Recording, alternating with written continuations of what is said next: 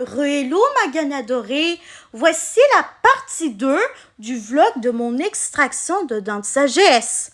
Si vous voulez voir la partie 1 pour comprendre le plus de choses possibles sur c'est quoi une extraction de dents de sagesse, vous pouvez aller voir la partie 1 juste avant de regarder celle-ci. Donc, bref. J'avais dit dans la toute fin de la partie 1 qu'il fallait que la personne qui m'opérait aille chercher ma mère en renfort parce que vraiment, j'avais paniqué de ouf. Je vous le jure, j'avais paniqué de ouf. Vraiment, j'étais assise sur la petite chaise, j'avais vu l'écran de surveillance des signes vitaux, les lunettes d'oxygénation, le consentement qu'il fallait que je signe parce que oui, il faut signer un consentement avant de se faire donner une sédation, même si c'est une relaxation pour s'assurer qu'il n'arrive rien de grave. Et ne vous inquiétez pas, c'est fait par un ou une anesthésiste. La petite sédation, si ça peut vous rassurer. Bref, quand ma mère était venue, en renfort, elle m'a dit, ne regarde surtout pas le cathéter. Parce que oui, il nous installe un cathéter pour mieux nous perfuser du relaxant.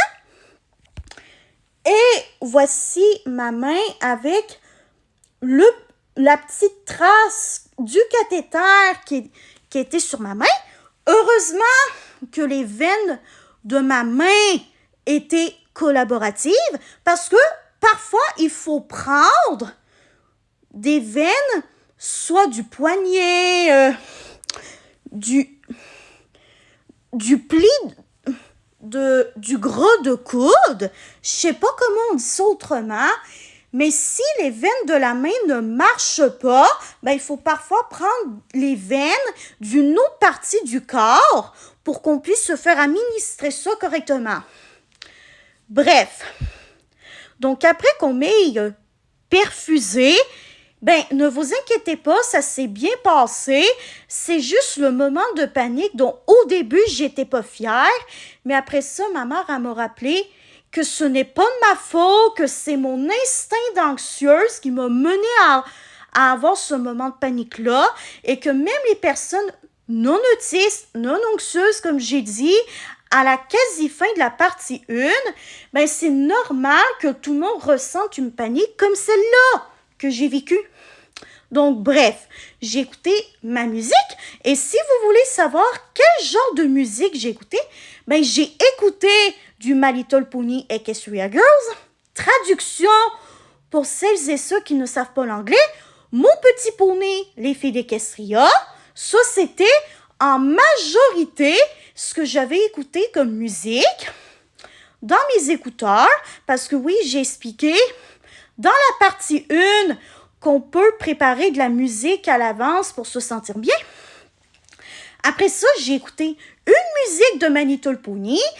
Après ça, j'ai écouté Bad Habits de Ed Sheeran, un chanteur que j'aime bien. Et pour terminer, c'était About Damn Time de Lizzo. Vraiment, j'adore Lizzo. Et bref, ça s'est passé beaucoup plus vite que qu'est-ce que j'imaginais. Voilà. Et en fait, vous allez sûrement me demander, comme je n'ai pas vraiment expliqué, mais pour quelle raison tu t'es mise à stresser finalement? Parce que tu étais déjà au courant. Oui, j'étais déjà au courant, mais ma mère m'a dit, on en a parlé, ma grande est déjà au courant.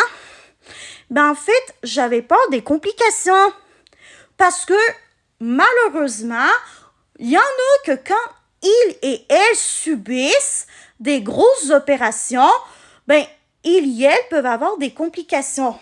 Mais, rassurez-vous tout de suite, si vous avez la même peur que moi j'ai eue,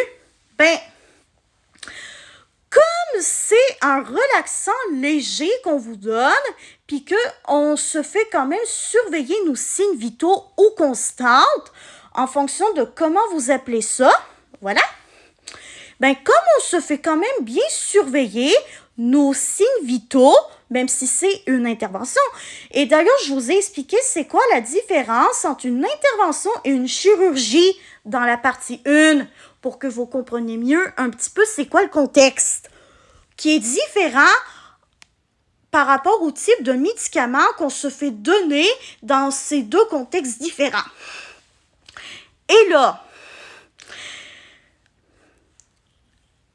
ce que j'ai oublié de vous dire, c'est que même si on se fait donner en relaxant, il ne faut pas avoir mangé à minuit la veille de l'intervention parce que sinon, ben, la nourriture peut se retrouver dans les poumons, même si c'est avec un relaxant léger. Puis, ça peut faire des petits effets indésirables dont je ne vous dirai pas ici, parce qu'il y a sûrement des personnes qui ont la phobie de tout ça, et c'est correct. Voilà. Donc, ça s'est quand même bien passé. Et après ça, ben, je suis allée au team, tout simplement, comme que j'ai dit dans mon bilan quotidien d'hier soir. Voilà. Et je suis allée me chercher un latte au mocha glacé qui était vraiment là. Ça m'a tellement fait du bien d'avoir un café dans mon bedon après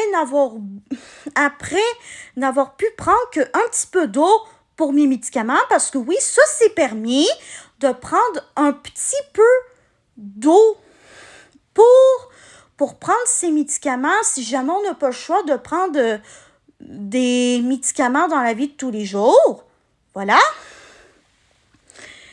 Et disons qu'hier, la douleur, déjà, je vous l'ai dit dans la partie 1 que nous, les personnes autistes, on haït le changement, mais que en plus, je fais de l'anxiété généralisée moyenne. Franchement, je peux vous le dire que ces heures de douleur ont été les pires. Vraiment. Avant, c'était quand même supportable parce que ça dégelait petit à petit. Après ça, quand ça dégelait, ben c'est là que ça a commencé à être encore plus désagréable en moi. Et à un moment donné, je m'endurais tellement plus qu'il fallait que je prenne un antidouleur un peu plus fort parce que oui, en plus du Tylenol et de la ville, c'est comme ça qu'on nomme l'ibuprofène et l'autre médicament. Et le nom exact de l'autre médicament, je ne m'en rappelle plus. Ah oui, de l'acétaminophène. Voilà, c'est ça.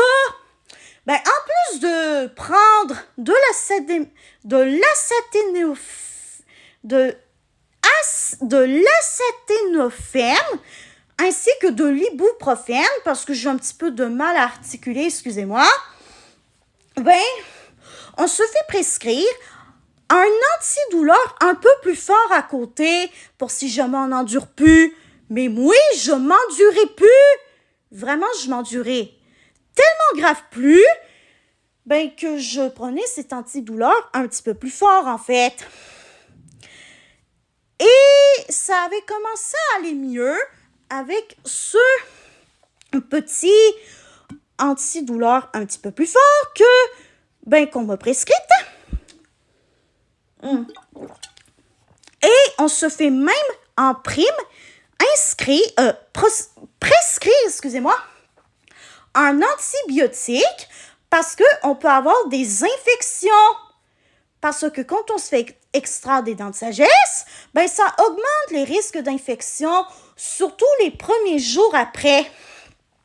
Donc, ben voilà, c'est pas mal ce que j'avais à dire pour la partie 2 parce que oui, je pensais que j'allais faire seulement une partie pour mon vlog. Et là, je pensais qu'en 2 parties, ça allait être suffisant. Mais non, pas du tout. Faut que je vous raconte une partie 3. Donc, bye bye. On se revoit dans la partie 3 Je vous le promets.